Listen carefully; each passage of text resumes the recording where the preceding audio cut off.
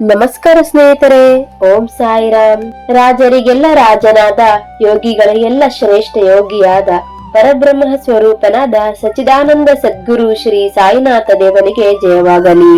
ಸ್ನೇಹಿತರೆ, ಜೀವನದಲ್ಲಿ ಅಂದುಕೊಂಡ ಕಾರ್ಯಗಳು ನೆರವೇರಲು ಮತ್ತು ವಿಶೇಷವಾಗಿ ಸಂತಾನ ಭಾಗ್ಯಕ್ಕಾಗಿ ಹಂಬಲಿಸುವವರಿಗೆ ಶಿರಡಿ ಸಾಯಿಬಾಬಾರವರ ಸಾಯಿ ಸಚ್ಚರಿತೆ ಪಾರಾಯಣ ಒಂದು ರಾಮಬಾಣ. ಈ ವರ್ಷ ಮಾರ್ಚ್ 20ರಿಂದ ಪ್ರಾರಂಭಿಸಿ ಮಾರ್ಚ್ 26ರವರೆಗೆ ಶ್ರೀರಾಮನವಮಿಯ ಶುಭ ದಿನದಂದು ಸಾಯಿ ಸಚ್ಚರಿತ ಪಾರಾಯಣವನ್ನು 7 ದಿನಗಳ ಕಾಲ ಸಪ್ತಾಹ ಪಾರಾಯಣದ ಮೂಲಕ ಪೂರ್ಣಗೊಳಿಸಬೇಕಾಗುತ್ತದೆ. ಸಪ್ತಾಹದ ಮಹತ್ವ. ಸಾಯಿಬಾಬಾ ಅವರು ಶ್ರೀರಾಮನ ಅಂಶವೆಂದೇ ನಂಬಲಾಗಿದೆ.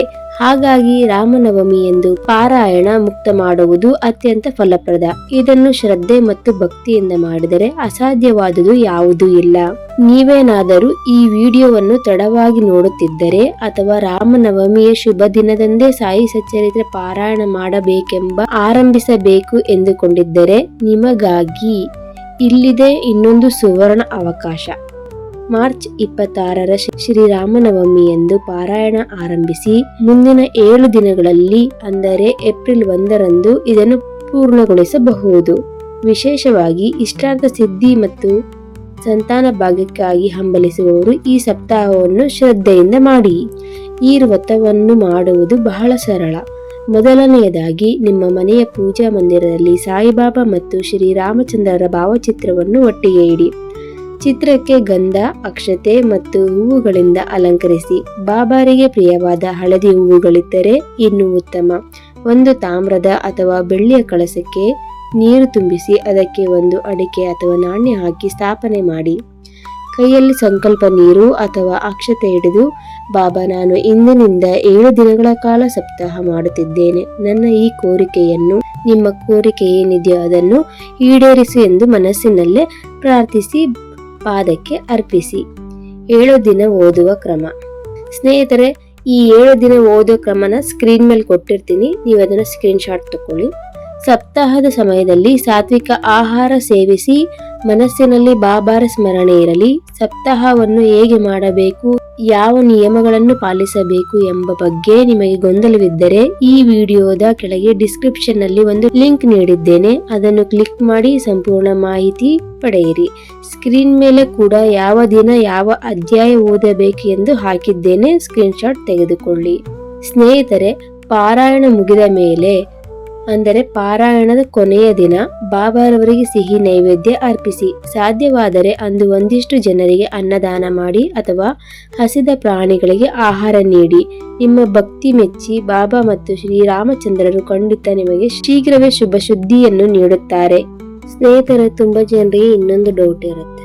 ಏನು ಅಂತಂದ್ರೆ, ಈ ರೀತಿಯಾಗಿ ಪದ್ಧತಿ ಪ್ರಕಾರನೇ ಸಾಯಿ ಬಾಬಾರವರ ಸಚ್ಚರಿತೆ ಪಾರಾಯಣ ಮಾಡಬೇಕಾ, ಕಳಸ ಸ್ಥಾಪನೆ ಮಾಡೋದಕ್ಕೆ ಆಗೋದಿಲ್ಲ ಅಂತ ಕೆಲವರು ಹೇಳ್ತಿರ್ತೀರ. ಅಂಥವ್ರು ಏನು ಮಾಡಬಹುದು ಅಂತಂದರೆ, ಸರಳವಾಗಿ ಮಾಡಿ. ಬಾಬಾರವರಿಗೆ ನೀವು ಪ್ರಾರ್ಥನೆ ಮಾಡಿಕೊಂಡು ಸಾಯಿ ಸಚ್ಚರಿತೆನ ನಿಮ್ಮ ಕೈಯಲ್ಲಿ ಎಷ್ಟು ಆಗುತ್ತೋ ಅಷ್ಟು ಅಧ್ಯಾಯನ ಪ್ರತಿದಿನನೂ ಓದಿ ಮುಗಿಸಬಹುದು. ಈ ಒಟ್ಟು 7 ದಿನದೊಳಗಡೆ ಸಂಪೂರ್ಣವಾಗಿ ಮುಗಿಬೇಕು.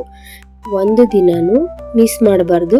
7 ದಿನ ಸಂಪೂರ್ಣವಾಗಿ ಮುಗಿಯೋ ರೀತಿ ನೀವು ಓದಬೇಕು. ಉದಾಹರಣೆಗೆ, ಮೊದಲನೇ ದಿನ 10 ಅಧ್ಯಾಯ ಓದಿದ್ರ, ನೆಕ್ಸ್ಟ್ ದಿನ 9 ಅಧ್ಯಾಯ, ನೆಕ್ಸ್ಟ್ ದಿನ 8 ಅಧ್ಯಾಯ. ಈ ರೀತಿಯಾಗಿ ನೀವು ನಿಮ್ಮ ಅನುಕೂಲಕ್ಕೆ ತಕ್ಕನಂಗೆ ನೀವು ಓದಬಹುದು.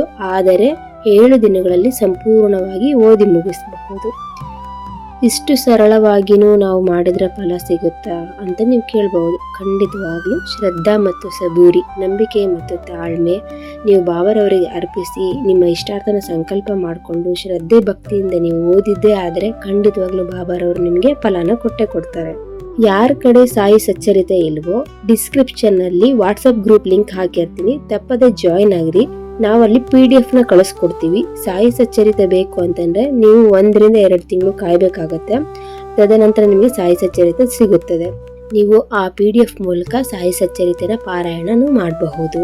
ಅಥವಾ ನಿಮಗೆ ಓದೋದಕ್ಕಾಗೋದಿಲ್ಲ ಅಂತಂದ್ರೆ ನೀವು ಯೂಟ್ಯೂಬ್ನಲ್ಲಿ ಸಾಯಿ ಸಚ್ಚರಿತೆ ಪಾರಾಯಣ ಮಾಡಿರೋ ವಿಡಿಯೋಸ್ಗಳು ಸಿಗ್ತವೆ. ಅದನ್ನ ನೀವು ಕೇಳಿಸ್ಕೊಳ್ಬಹುದು ಸಹಿತ. ಕೇಳಿಸ್ಕೊಂಡ್ರು ಅಷ್ಟೇ ಫಲ ಸಿಗುತ್ತದೆ. ಶ್ರದ್ಧೆ ಮತ್ತು ಸಬೂರಿ ನಿಮ್ಮದಾಗಿರಲಿ. ರಾಮನವಮಿಯ ಈ ಶುಭ ಮುಹೂರ್ತದಲ್ಲಿ ಬಾಬಾರ ಚರಿತ್ರೆ ಓದಲು ಆರಂಭಿಸಿ ಅವರ ಅಪಾರ ಕೃಪೆಗೆ ಪಾತ್ರರಾಗಿ ನಿಮ್ಮೆಲ್ಲ ಇಷ್ಟಾರ್ಥಗಳು ಸಿದ್ಧಿಸಲಿ ಎಂದು ಪ್ರಾರ್ಥಿಸುತ್ತೇನೆ. ಈ ಮಾಹಿತಿ ಉಪಯುಕ್ತವೆನಿಸಿದರೆ ಲೈಕ್ ಮಾಡಿ ಮತ್ತು ದೀನಬಂಧು ಸಾಯಿಬಾಬಾರವರ ಕೃಪೆಗೆ ಪಾತ್ರರಾಗಿ ಓಂ ಸಾಯಿರಾಮ್ ಎಂದು ಕಮೆಂಟ್ ಮಾಡಿ.